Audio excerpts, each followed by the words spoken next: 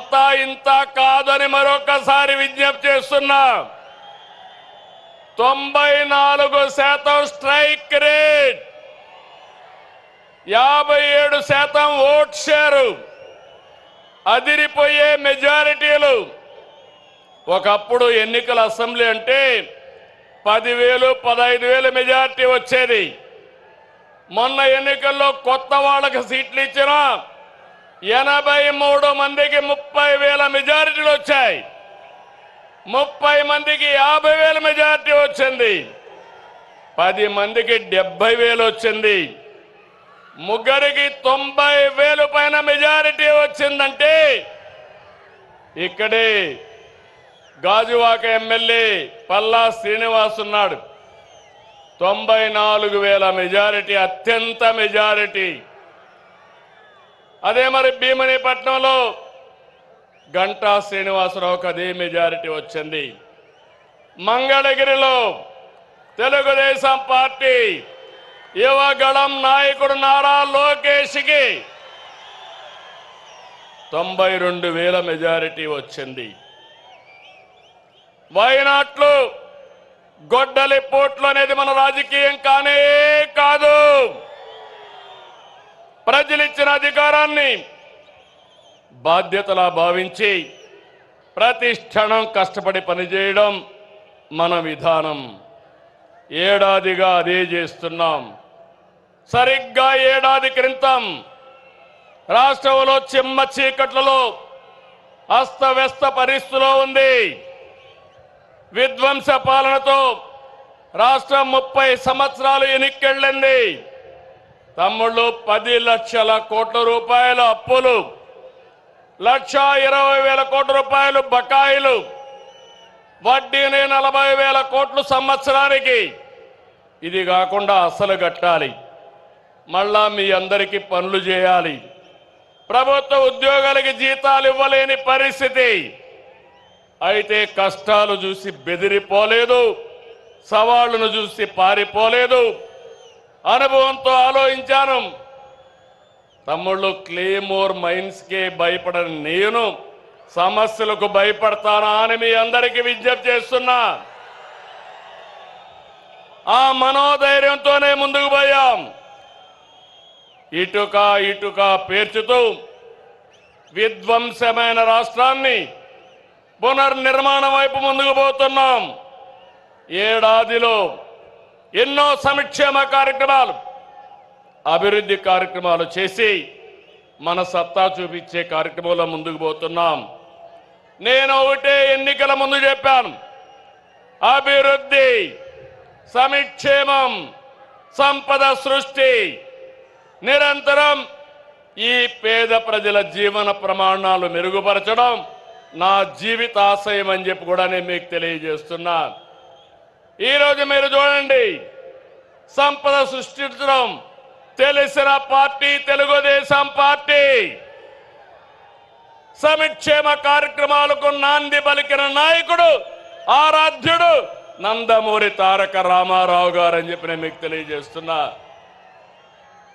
అదే నేను ఆలోచిస్తున్నా.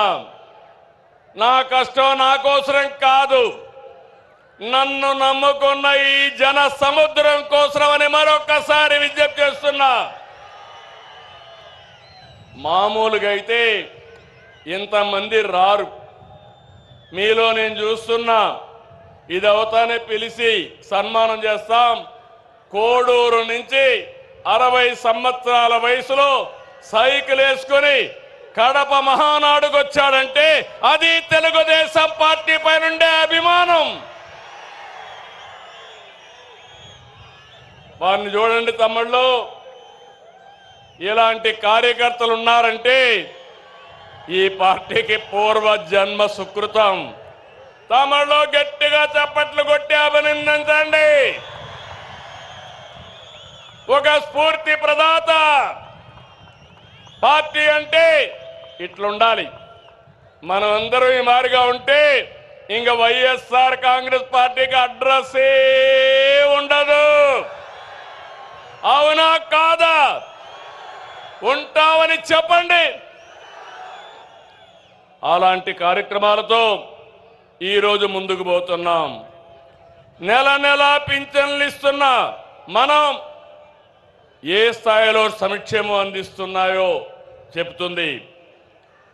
దేశంలో ఏ రాష్ట్రమైనా 64 లక్షల మందికి పింఛన్లు ఇస్తున్నారా అని అడుగుతున్నా, సవాలు విసురుతున్నా. ఏడాదికి 33,000 కోట్లు ఒక్క పింఛన్కే సంక్షేమ కార్యక్రమాలు ఇస్తున్నాం.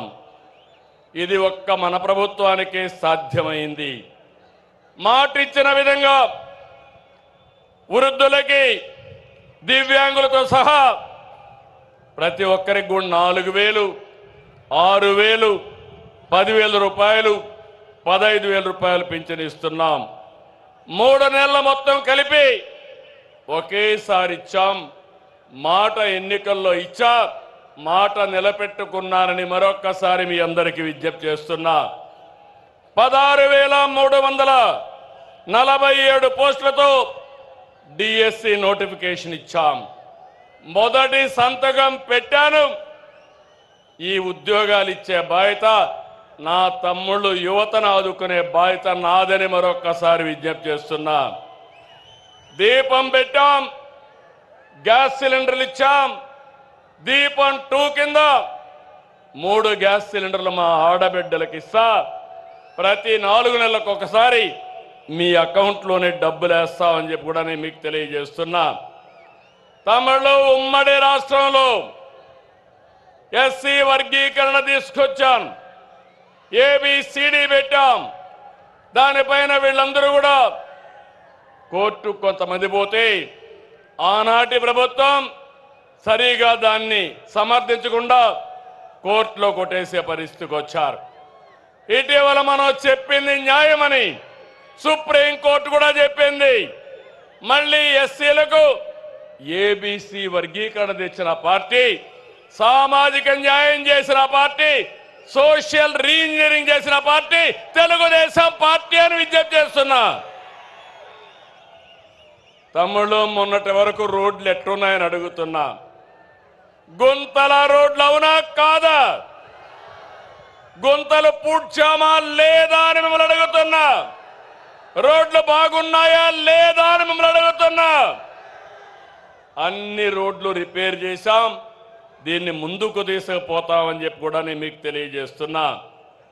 ఏ ఒక్కరూ ఆకలితో బాధపడకూడదని 203 అన్నా క్యాంటీన్లు తిరిగి ప్రారంభించాం. పేదవాడికి కడుపు నిండా తిండి పెట్టే అన్నా క్యాంటీన్ని మూసేశాడంటే ఆ మనిషి మానవత్వాన్ని మీరు అర్థం చేసుకో.